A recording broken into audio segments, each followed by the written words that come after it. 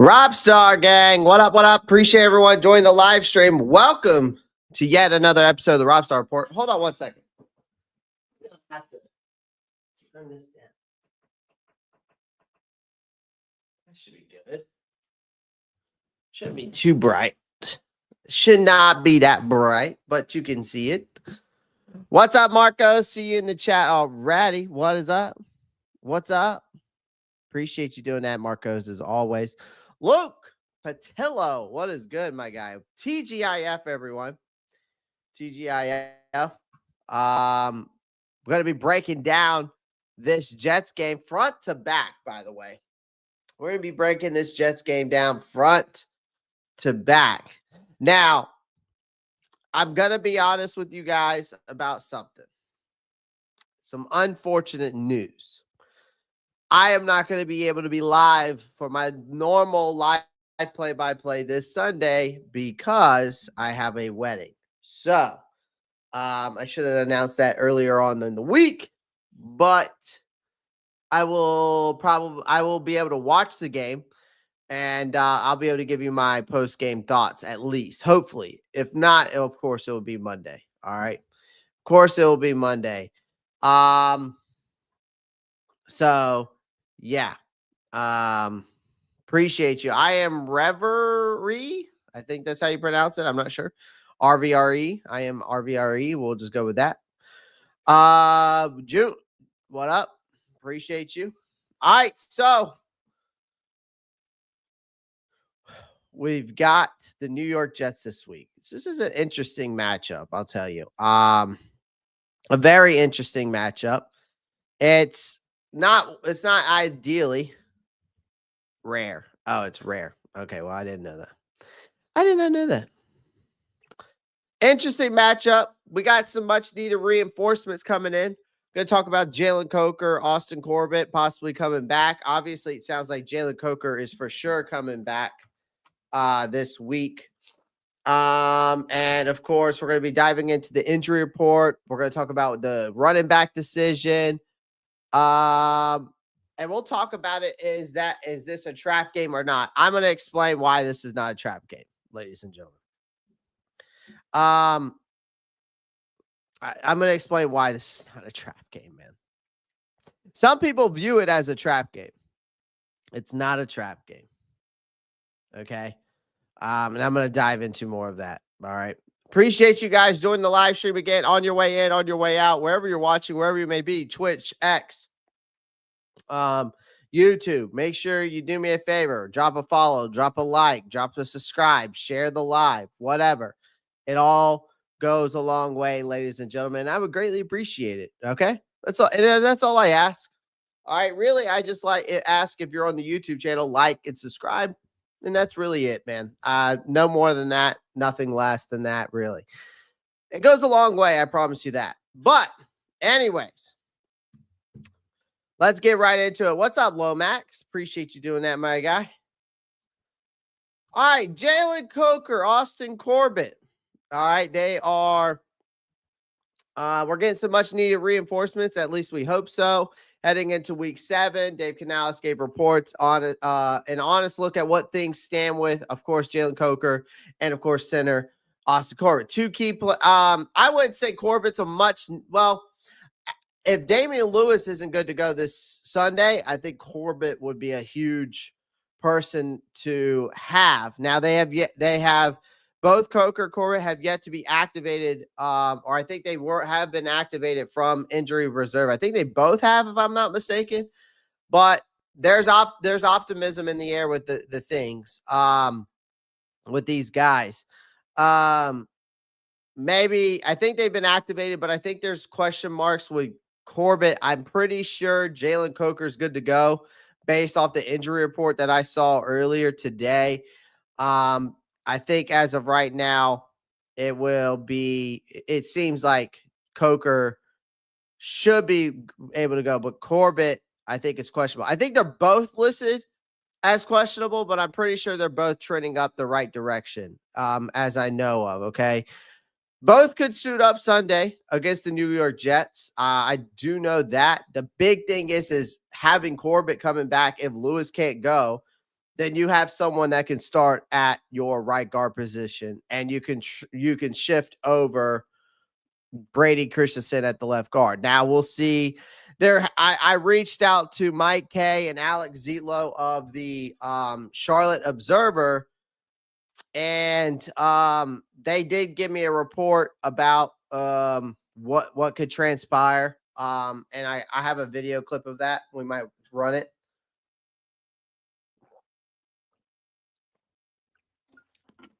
We might run it. All right. But yeah, we might run that clip here in a minute. But anyways, Jalen Coker, this is the easiest one to talk about right now. Jalen Coker's been ramped up for weeks after them missing the first 6 games to a nagging quad injury.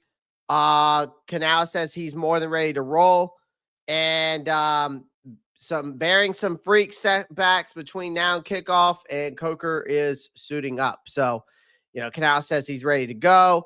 He had a nice little grin on his face. He said he had a great week, so we're looking forward to him to be up on Sunday. So that was from your head coach. So that's big. I mean, the passing game, while it has improved under the circumstances we've seen with the ground game going, and now you got Bryce Young, who's been more efficient, really managing the game. Okay, he's not been like some elite quarterback. He's just done very well. He's been more efficient. He's been taking care of the football more. But again, a lot of people, know last week the interception he did have wasn't his fault, right? So again, Bryce Young's been has been a steadier hand. Again, getting another reliable target definitely wouldn't hurt. Especially with Xavier Legette has stepped up a little bit. We've seen him improve a little bit. Jimmy Horn Jr. has been a nice disguise gadget guy. And has stepped in his role very nicely. You've even seen Mitchell Evans and Tommy Trimble get involved, and now you might even have Jadavion Sanders coming back this week, which we'll dive into more of those guys. But again, Coker was supposed to be that guy once, Adam Thielen went away. This was supposed to be your safety blanket. Now, Tetairoa McMillan has been your safety blanket now at this point. All right. I mean, that's the honest to God truth. And because he's wide receiver 1, he's read number 1. That is what, Tetairoa McMillan is. Okay. But the reason why we've seen these other guys really get more involved more is because Tetairoa McMillan is taking a lot of the pressure off of those guys, because he is been wide receiver 1, key target number 1. We're seeing that, right? But Coker, we saw him flash last year. He brings a blend of size. I think this offense could use. I think his route running is very precise. He does it very well at that. Very, very tough football player. He fits this system perfectly. I don't think he's a star or like a superstar yet, but he is that kind of grinder who can, move the chains. He can bail your quarterback out on third downs. He can make some differences. Actually pay attention, to someone not named Adam Thielen, right? That's how it was before. But make defenses actually pay attention to someone not, named Tetairoa McMillan or Xavier Legette or Jimmy Horn Jr. or Hunter Renfrow, right? Simply put, the Panthers offense needs a Jalen Coker back in this, and they know it. And I think you're going to see a lot of different sets. I think you're going to see a lot of different offensive sets with Jalen Coker now in the mix. I mean, it's crazy to think about how much we've actually seen this offense move differently, the different sets they've run out there with without Coker being on the field. So even adding him into that mix, you're going to see a lot of I think Canales can be even more creative and aggressive. What's good, Underground West? Appreciate you joining. Tunes on Strings, appreciate you coming through. Earl Locklear, what's good? Dom 34, what's good? Clay, you see the Canales system is even confusing Keegley. Yep. I showed that clip. Actually, I showed that clip yesterday of Keegley saying that. So, but yes, I did see that, Marcos. I did see that. Corbett is okay. So here's the tricky situation though with Austin Corbett. He's been nursing an MCL strain, which is interesting from week 2. I thought it was going to be worse than that. I didn't think he was going to be back this soon. But he's finally designated to return to practice this week. His status Sunday is still very up in the air. Corbett's practiced in full, which is good, but Canales isn't ready to guarantee that just yet. He still made it clear that this team's got contingency plans. Corbett's versatility does give them options, especially if Damian Lewis is out, because he does. It's just like Canales said. Canales came out and said that he's got a lot of flexibility. His first position really was playing guard, which we all know when he got here, he was right guard. He started out as a right guard, and before they transitioned him over to center. And basically Canales explained that, it gives us an opportunity to be able to put him in there and play some guard. And then you also have another center on game day. And that was quotes from Dave Canales. So the flexibility might come in handy because, again, our offensive line is hanging by a thread right now. Damian Lewis didn't practice Thursday, Friday due to they said it's a chest or shoulder, but then I've heard that they switched it over from that it was a chest, and then I saw that it was more of a shoulder. So I'm kind of confused. Either way, it's not good. If he can't go, I would say, and if Corbett can, and they're willing to put him out there, I would say you put Cade Mays at center, you move Corbett to right guard, and you move Brady Christensen to left. That's what I would do. But if Lewis is somehow to suit up, then Corbett will be backing up Cade Mays. Plain and simple. Cade Mays has been 10 times better than Corbett ever has been. Cade Mays has been, at this point, I think Cade Mays deserves a contract extension. All right. I think he deserves a long-term contract extension on top of that, if you want me to be honest. He's outplayed Corbett by a long shot, ladies and gentlemen. It's not even close. It's not even close. It is night and day with Cade Mays at the center position. It has been night and day. So Corbett, if anything, should just be a roster depth guy at this point. I think it's a good thing to have Corbett back because you do have an insurance policy there with him. But again, if Lewis can't go, I think you put Corbett at right guard, you put Brady Christensen at left, and as long as Corbett can go. And, of course, keep Cade Mays at center. Now, if Lewis is good to go, then you keep the offensive line the way it is, right? You have Corbett sitting on the bench, okay? That's the bottom line, all right? So, good news there, all right? None of it's bad news. Just because Corbett's back is not a bad news thing. It's just, again, Cade Mays is stolen that job from him, man. It's not even close, man. It's not even close. So appreciate everyone joining the live stream. Do me a favor. Make sure you smash that like button, hit that subscribe button on the way in, on your way out. I would greatly appreciate it. Shout out to everyone out there. Shout out to everybody in the chat. Appreciate you guys coming through. All right, let's move on. This is what I think I've probably talked about this running back position thing 4 times now, 5 times. I probably sound like a broken record player at this point, ladies and gentlemen. And I know you probably guys are tired of hearing about it from me. But apparently it sounds like that the Panthers know who their starting running back will be against the Jets. Unfortunately, we'll probably have to wait until kickoff. Dave Canales confirmed, of course, the Panthers have made their decision between Hubbard and Dowdle.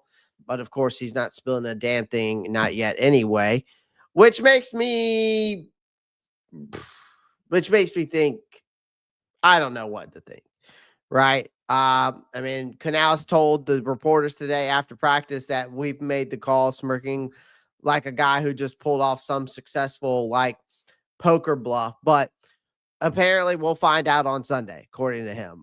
Classic coach move, play coy, keep the opponent guessing, make the Jets spend all weekend wondering who's going to be getting the ball first. It's part gamesmanship, part mind game. Honestly, it's smart. I can't deny that it's smart.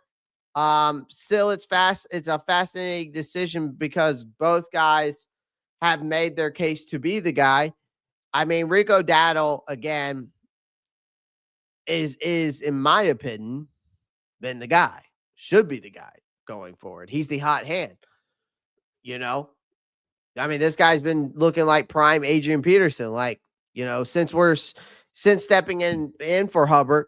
Dowdle hasn't just filled the role, he's owned the role, right? He is, and no offense to Chuba Hubbard, like everybody like got on me about the whole whole thing on my short that I made about it. Like, let's be honest. We're talking about a guy, Rico Dowdle, who's an who was an undrafted guy. He's in his 6th year.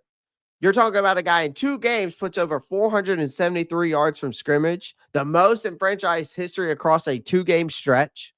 Okay. Chuba Hubbard, no offense, has never taken a game over like Rico Dowdle has the past 2 weeks. Not once. And the best game he's had was against Detroit. And listen, I don't think that Chuba Hubbard's bad. I think he's a very, very reliable running back. I do. But if we're going to go back based off of what Rico's Dowdle have done in the past 2 weeks, right? In week 5 against Miami, racks up 206 yards, adds 28 through the air. Found the end zone once. Then, just to prove it wasn't a fluke, goes up against his former team, puts 183 rushing yards and 56 yards and another touchdown to walk-off win over Dallas. That's 473 yards, 2 touchdowns, and a whole lot of defenders left picking grass out of their face masks. Again, Dowdle has taken over this offense, unlike Chuba Hubbard ever has. No offense. Because Dowdle's vision, burst, downhill power have completely changed the tone of the Carolina's offense, and he is the tone setter. He is the sledgehammer. He is the guy that should be wearing down defenses from the get-go early and often, and he is the starter 1A, okay? The guy runs angry like he's trying to take every missed opportunity that in his career out on whoever's unlucky enough to be standing in front of him. It's worked. And we've won 2 straight games since he took over. That's not a coincidence, man.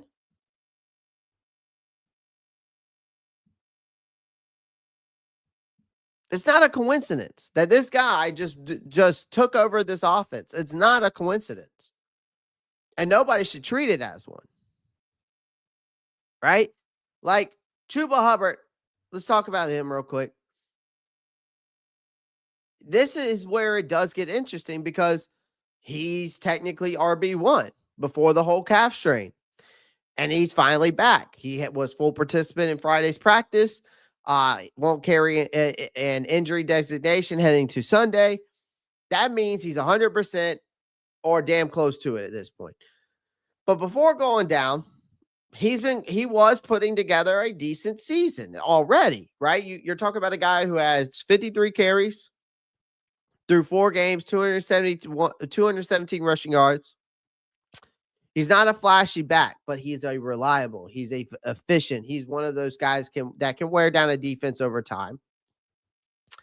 But see, Canales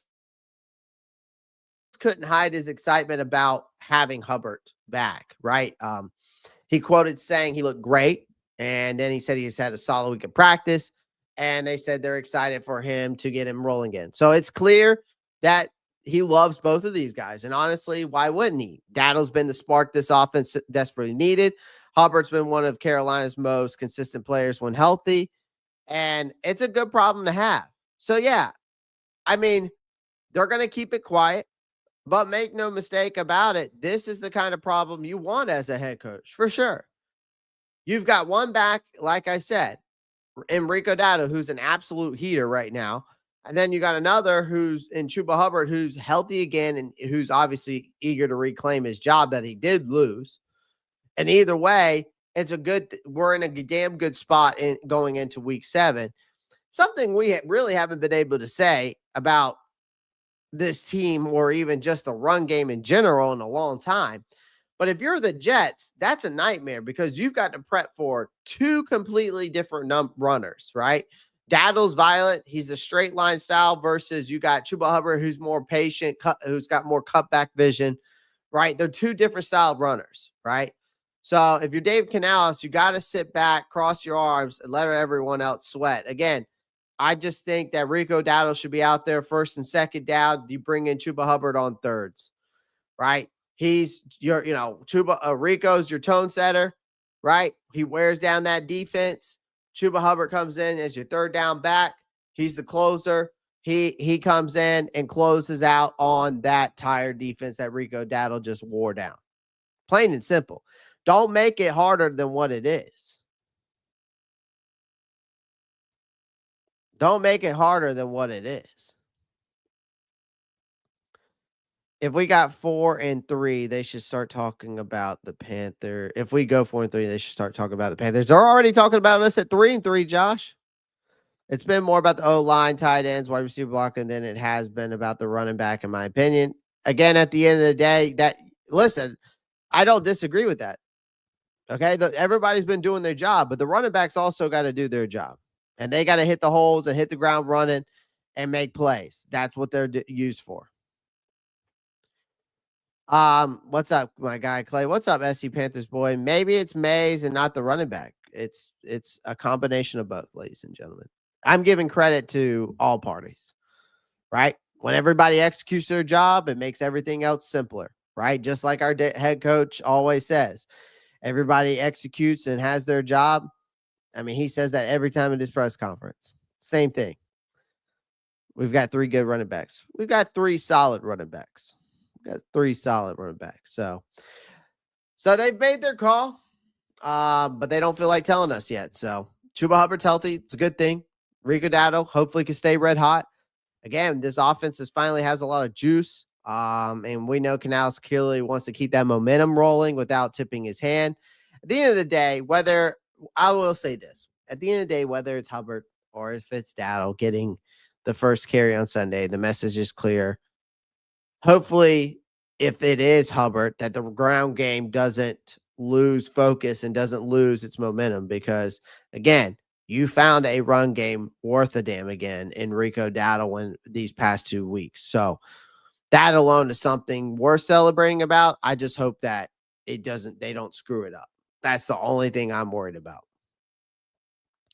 I've been wearing my Panthers gear all week. I already had 2 or 3 people out in public try to press me about my gear. Oh my gosh.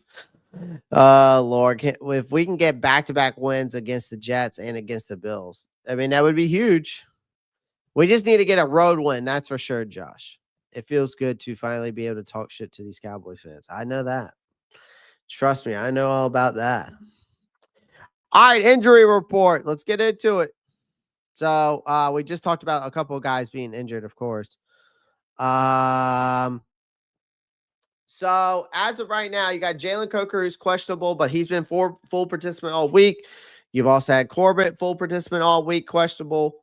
Taylor Moton, limited, full participant, questionable. Sounds like he's going to play, though. It does not sound like Damian Lewis did not participate any day. So I'm going to say he's not. Turk Wharton, limited all week, questionable to return. I'm also going to say he's not going to play this week either. I think Taylor Moton will play this week. We all know about the Patrick Jones. But again, Jadavion Sanders, of course, full participant for most of the week besides Wednesday. It looks like everybody else is going to be full to go. I just don't see Damian Lewis and Turk Wharton playing this week. But again, hopefully Jadavion Sanders will be both, will be cleared for takeoff. I would like to see him back, missing 3 games with a high ankle sprain. I think he's been showing a lot of potential as both a seam threat and a reliable outlet for Bryce. All right. Getting him back could open up more of that offense, especially in play action, especially with Jalen Coker coming back. right? So I'd love to see him back up on the field, of course. But everybody else seems fully good to go. Again, Taylor Moton, full participant Friday, still listed as questionable, but again, he's trending positive. Obviously, Turk Wharton's limited all week, and questionable, but we're kind of walking into that fine line heading into this Jets game. On one hand, we're finally got some key players back. On the other, like in Hubbard, Sanders, Coker, which gives your quarterback some extra weapons to work with, which is great. Gives your head coach and your play callers to be more creative with that offense. On the other hand, we might end up missing one of our most important linemen in Damian Lewis. And we are going up against, whether you believe it or not, that Jets defensive front is still nasty, right? Quentin Williams is still a stud. All right. So it's not like I get that they're 0-7, but it's let's not act like the Jets are the Jets right now. But I still think that on paper, you look at their roster, they're better than what they should be. I'll say that. All right. That's why I don't feel like it's a trap game, but it can't be a trap game because I'll explain why it can't be a trap game. But we've shown a lot of progress over the past, 2-3 weeks, right? And really we've shown a lot of progress the last 3 out of 4 games, right? Winning 3 out of the last 4. So, we showed a lot of progress against Atlanta, not so much against the Patriots, but then really bouncing back, in Miami against Miami and Dallas. So if Lewis can't go, I'm going to be really disappointed. It's going to be interesting how they work that offensive line if he can't go. So yeah, we'll see. We'll see what they do there. Yeah, the Jets are a desperate team right now. They're looking for that first win. Okay, don't call it a trap game.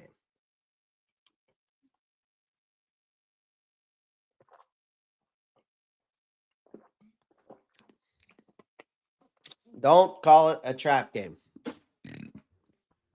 Here's why. And I'm going to explain why. Let's get one thing straight out of the gate. We're not good enough to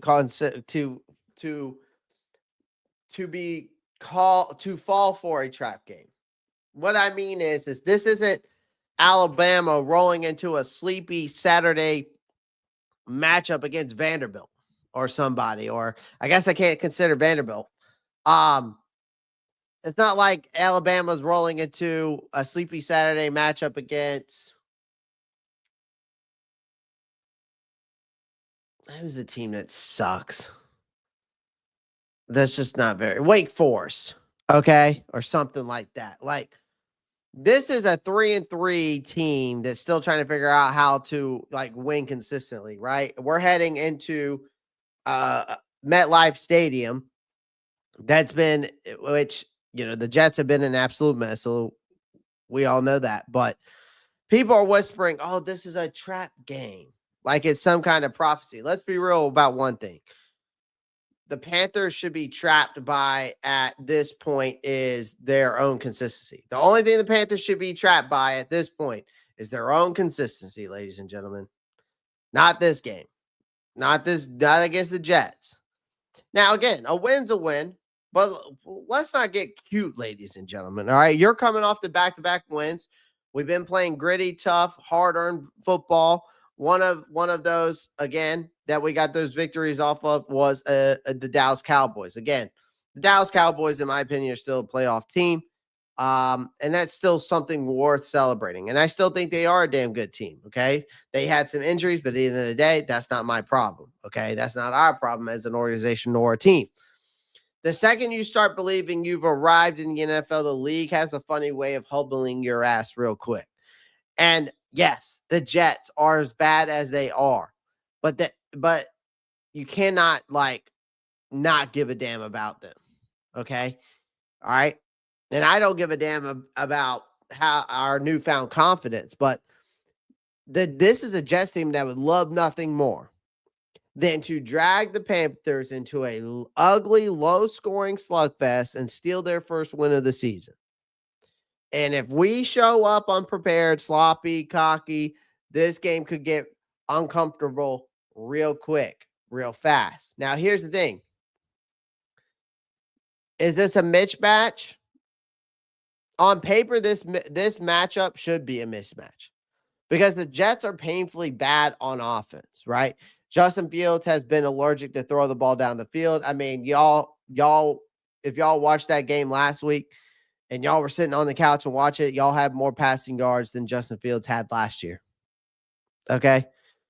Or in that, not last year, but in that game. Sorry. Okay?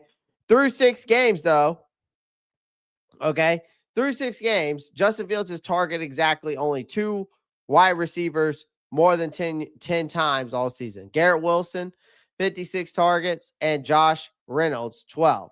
So the bad news for the Jets is Wilson's out with a knee injury, and Reynolds hasn't practiced fully all week to a hip issue. So that it leaves exactly a couple of running backs and a rookie tight end and basically hanging on a prayer because this Jets offense has basically been reduced to a diet of Breece Hall, Isaiah Davis, and Mason Taylor, who have creatively accounted for 63 of their team's 170 passing targets. That's almost 40% of their pass game tied up in checkdowns, flats, and short routes. That's what they've been doing. Okay, so that's basically the football equivalent of eating a plain oatmeal for every meal. It'll fill you up, but it's not exciting. There's nothing exciting about it. And still, this is the exactly kind of offense that can frustrate Carolina. Slow, methodical, short passes, inside runs that test your linebackers and edge discipline. And that's where things get dicey, right? The weak link on this team, and we all know what the weak link on this Carolina Panthers team is. It's our linebacker room. Okay? Is Garrett playing? No. He's he's out in this game. If there's one soft spot on this defense, and this is an improved defense, it's still our linebacker unit. The pass rush has been inconsistent at best. They can stop the run, sure, but getting pressure on the quarterback without blitzing, that's been like pulling teeth, right? When those edge guys can't collapse the pocket, it's more about it puts more strain on the inside backers to clean up everything underneath, which is exactly what the Jets love to operate. Breece Hall might not have elite blocking in front of him, but give him an inch and he'll make you pay for it. Okay. And if Fields can get comfortable scrambling, checking down all game, Carolina could death by 1,000 paper cut themselves into a fourth quarter dogfight. And we don't need to be the revenant. We don't need to be we don't need to reinvent the wheel here. Okay. Just stay disciplined, man. Swarm to the ball. For God's sakes, don't miss tackles in space. Like for real. See, the problem is we are 0-3 on the road, though. What's up, Panther Gal? What's up, Carolina deep driver? Carolina Panthers deep driver. Step on that like button for the Roppstar. 10 likes missing. Appreciate that. So we must have like 23 likes, I'm assuming. So appreciate that. Panthers gal, what's going on? Appreciate you coming through.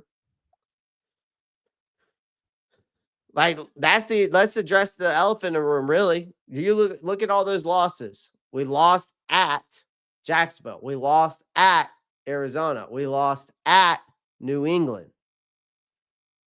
Okay, we've got to get some word wins, man. I mean, we're 3-0 at the bank, but away from it, we're 0-3. And none of those games were pretty, especially in Jacksonville, Arizona, and New England. So until this team improves, it can actually travel and execute, the trap game talk is laughable. You can't overlook anyone when you're still trying to prove you belong in that playoff conversation. And I'll be honest, Dave Canales has done a hell of a job turning this locker room around. Guys have bought in, the effort's there for sure. And the energy definitely feels different here. But the road issues, man, that's coaching, that's the preparation, that's the mindset.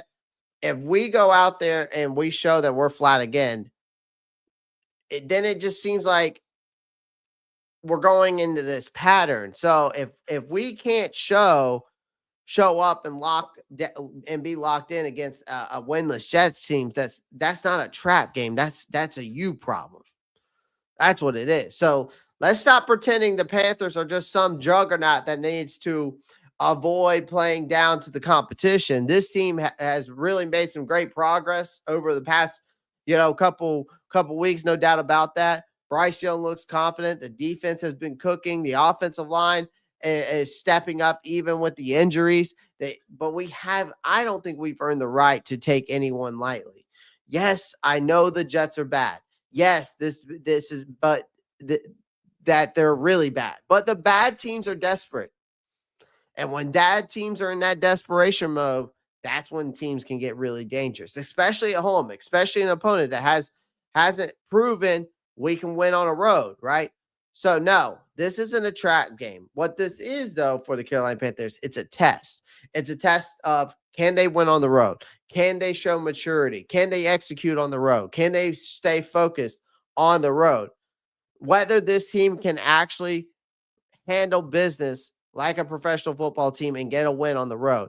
If the Panthers want to if this team wants to prove that they are legit, they don't need to just win in New Jersey. They need to walk in there, stomp that team like that. It's been bleeding for 6 weeks, walk out saying that's what good teams do.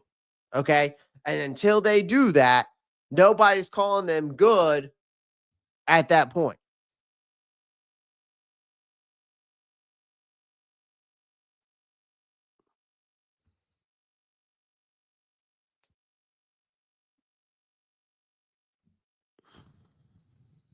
What up, Broski Bear? Hope we don't lose. I'll be straight embarrassed again. Panthers gal, skipping church. Don't skip church, Panthers gal. Facts, Clay. Appreciate that. Garrett's out, I think I heard. He is out. He's out. Exactly, Clay. We can't relax against the Jets. Yeah, exactly. Don't let us down, Canales, after most people gave you props. Bryce is 1-17 on the road. The Jets are desperate for their first win. Panthers need to contain Fields for running for 100 yards. We'll dive more into that here shortly, broski. That's for sure. Appreciate everyone joining the live stream. Again, do me a favor. Make sure you hit that thumbs up button. I don't even know how many likes we're at, but I would greatly appreciate it if you hit that thumbs up button. Hit that subscribe button if you're new here. Make sure you click that post notifications bell so you don't miss out any new content. But yeah, make sure you guys. Let me see how many people we've got over here liking and subscribing over on the YouTube channel. We've got 22 likes. All right, we got 10 people slacking. Let's go. All right, let's move on.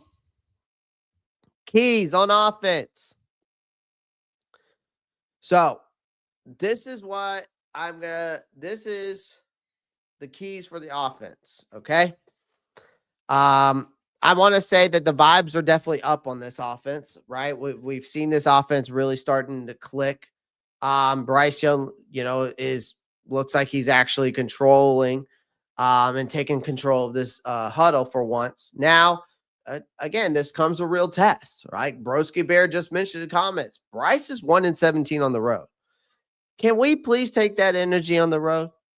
All right. This team away from Charlotte has looked like a completely different operation and not in a good way, right? And we just talked about that. Now, home sweet home versus highway of hell, that's what I would consider this, right?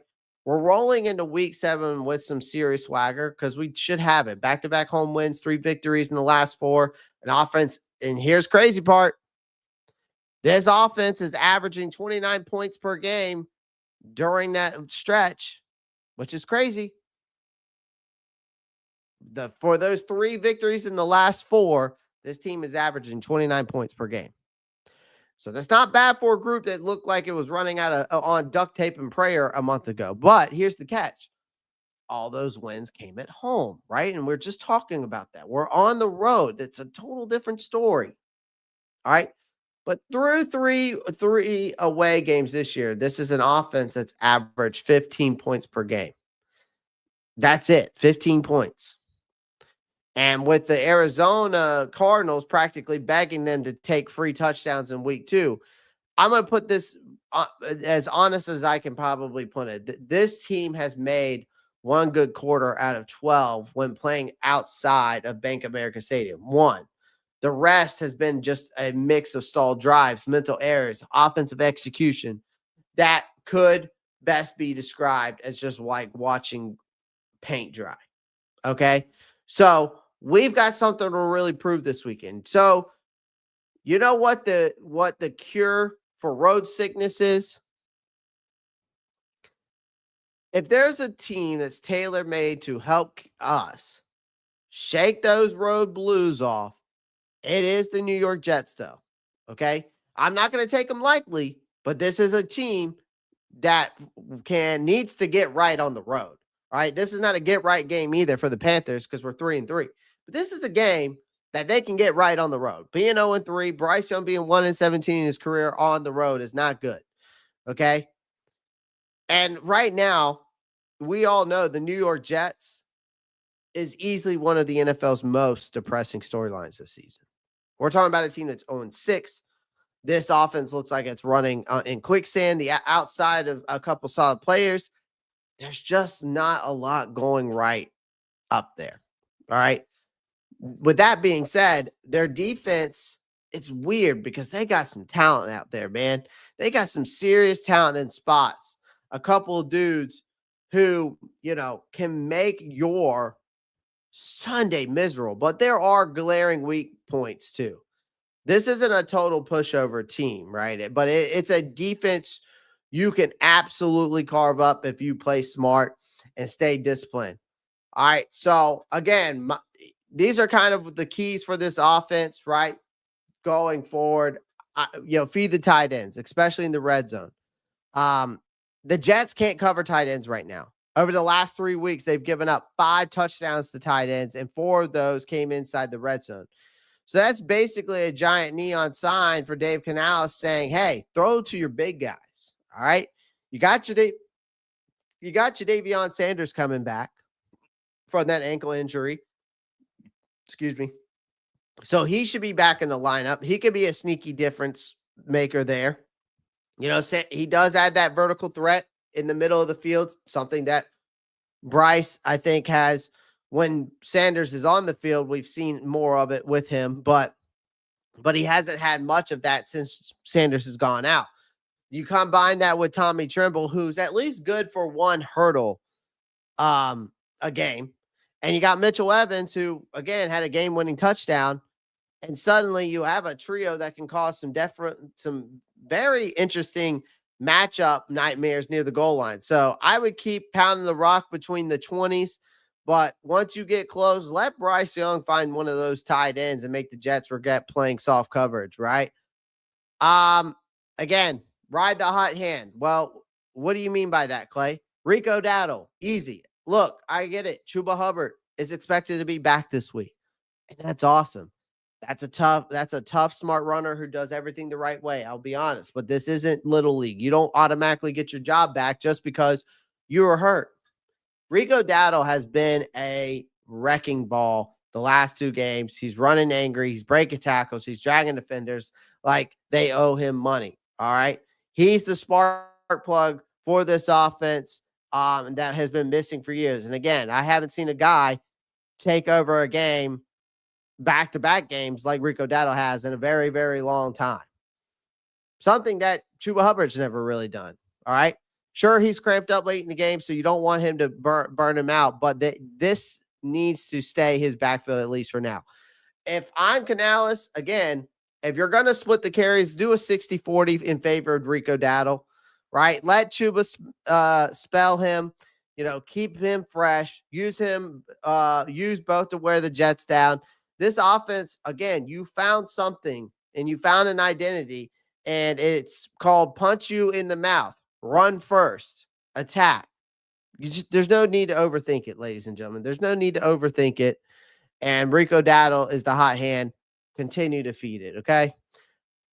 Last but not least, number 3, take care of the damn ball. Simple, okay? Don't get cute. Don't give Jets free points, man. The offense has been averaging 29 points, and that again, we've won 3 out of the last 4, and this offense in that stretch is now averaging 29 points per game, and that just in that stretch alone. Okay, all right. So here's the thing, though.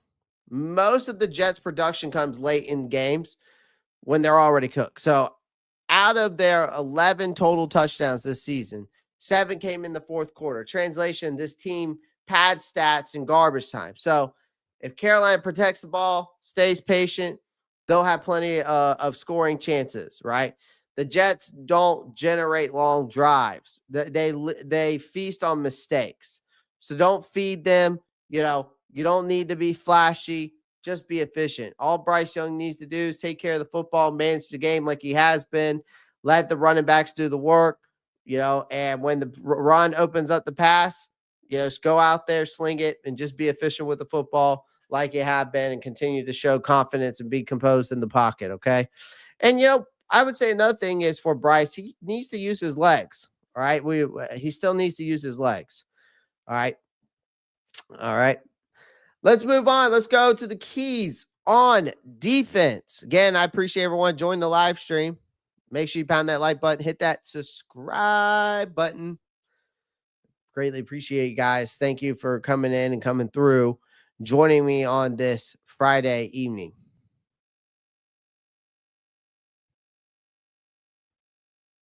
Let's see here. Broski, don't bring up QB.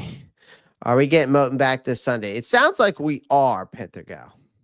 What's up, Eric?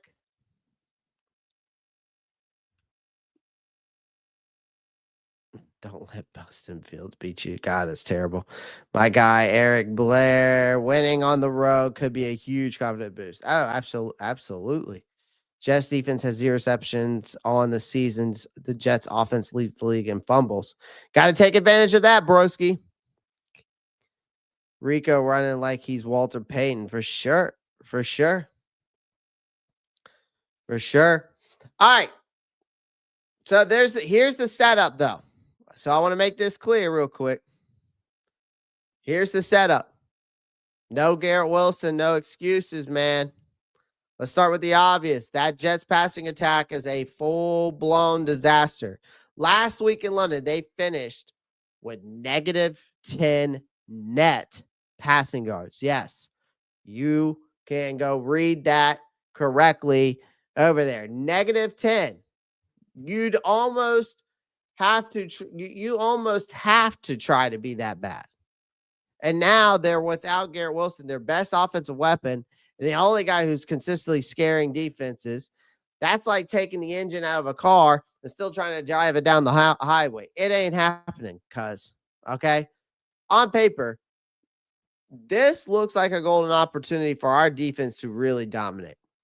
I don't want them to get too comfortable because if they come in thinking that this is going to be some cakewalk, the Jets could absolutely punch them in the mouth because while they might be the passing game jokesters and dead last in it, the Jets' run game is no laughter matter. They're ranked 5th in the NFL in rushing yards per game, which is right behind us at number 4. Right? When you've got a mobile quarterback as good as Justin Fields is, who is very good with his legs, who can burn you on scrambles, who can burn you on design runs, Carolina's front 7, we really need to be ready for a long physical afternoon. So my first key is the real test. What I mean by that is the run defense. This is going to be a real test because this is where things get interesting because our defense has quietly turned into a brick wall against the run. Again, you held the Dolphins to 19 rushing yards. You had the Cowboys to 31. That's very, very good. That's straight up dominant. Both of these teams have top-tier running games, play callers who know what they're doing. yet the defensive front bullied them for 4 quarters. Okay, so the Jets are a different animal without Wilson. They have to run the ball. It does not matter what the score is. They're going to pound the rock over and over again just to stay alive. And that means a lot of work for Derek Brown, Bobby Brown III, Ashawn Robinson, who all have stepped up inside lately. And especially, of course, Derek Brown's presence has just been night and day on this defense. But having him out there and his, back to his Pro Bowl ways, that's for sure. We also will see about Turk Wharton. We might have him back, which would be a nice boost. In rotation. Of course, you got Pat Jones, who's going to be out for the rest of the year. That brutal back injury, so he won't be out there. But our run defense is really going to be tested early in this game and often. And if we can win at the line of scrimmage and make Fields actually throw the football, man, we'll win this game. We might win this game like 40-17 or something. Okay. We might win this game 40-17 if we make the Jets one-dimensional and it forces Justin Fields to pass the ball. This game is over. All right. And we've got to stop the run. We stop the run, we win this football game. I mean, it's really that plain and simple. With what we've seen lately, from what we've seen lately from this Jets team, you stop the run, it's game over for them. It really is. And I don't mean that in a disrespectful way. It's the honest to God truth. It's the honest to God truth. So again, that you make them one-dimensional, man, it's game over. Just keep Justin Fields in hell. This is where the pass rush has got to step up in this game. I really want this pass rush to start proving themselves, man. I mean, 5 sacks on the season isn't going to cut it. 29% pass rush run rate on the year is not 29th in pass rush run rate ranking is not going to cut it. All right. Say what you want about Justin Fields, and you can say what you want about the guy. Inconsistent, erratic, still figuring out but when he puts himself outside that pocket, he's dangerous, man. His best plays come when the protection breaks down and he's freelancing. Now, if Carolina lets him escape the pocket all game, they're going to be chasing ghosts. Okay. The Jets offensive line has been awful. They've allowed 25 sacks in 6 games. So this is an opportunity for a Carolina pass rush to really gain some confidence and feast because, again, here's the key. It's not about racking up sacks. It's about keeping Justin Fields contained. Collapse that pocket, close down his escape lanes, make him beat you from the pocket. Okay? He's not consistent enough to do that all day. And if you make him uncomfortable early, he tends to unravel and folds like a cheap tent, man. Ajiro Evero doesn't need to blitz like a madman here. He just needs to mix up the looks, keep the edges disciplined. Let that front four do the dirty work. All right. Find the go-to guy. What I mean by that in coverage, find the go-to guy and erase him. So without Garrett Wilson, the Jets passing game officially becomes a mystery box because who's going to be their wide receiver 1 now? Allen Lazard, Josh Reynolds, Arian Smith, Tyler Johnson. Hell, rookie tight end Mason Taylor might end up being Fields' next security blanket. The point is, okay, someone's going to have to emerge as the guy for Fields to look when things break down, right? And it's on our secondary to find that out fast and shut it down. Early in the season, this team struggled to contain tight ends, but the last 2 weeks have been a major improvement. Jake Ferguson only had 3 catches for 33 yards, a touchdown. That's a win in the NFL today. This defense is communicating better, tackling better, actually finishing plays better. As long as they keep that energy and don't let one random dude have a breakout game, the secondary, I think, should be fine. Okay. So again, shut down the run, keep Fields in the pocket. Don't give up dumb big plays and you'll win this game. you'll win this game.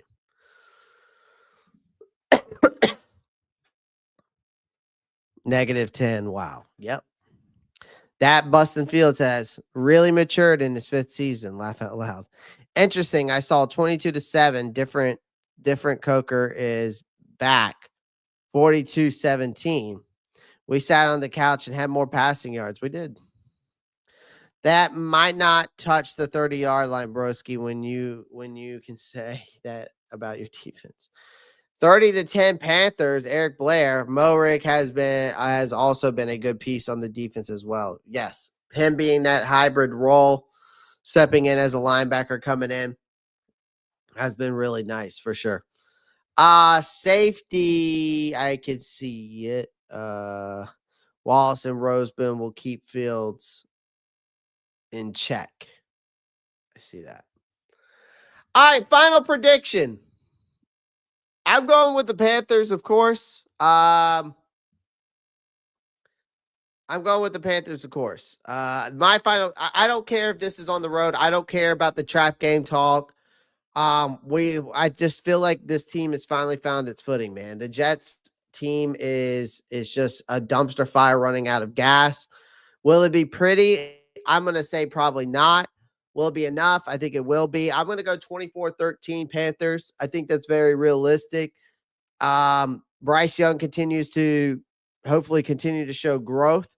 Dowdle keeps running like a madman. The defense makes Justin Fields' life miserable. The Carolina finally gets that road win, and dare I say, it starts to look like a team that's turning the corner, maybe.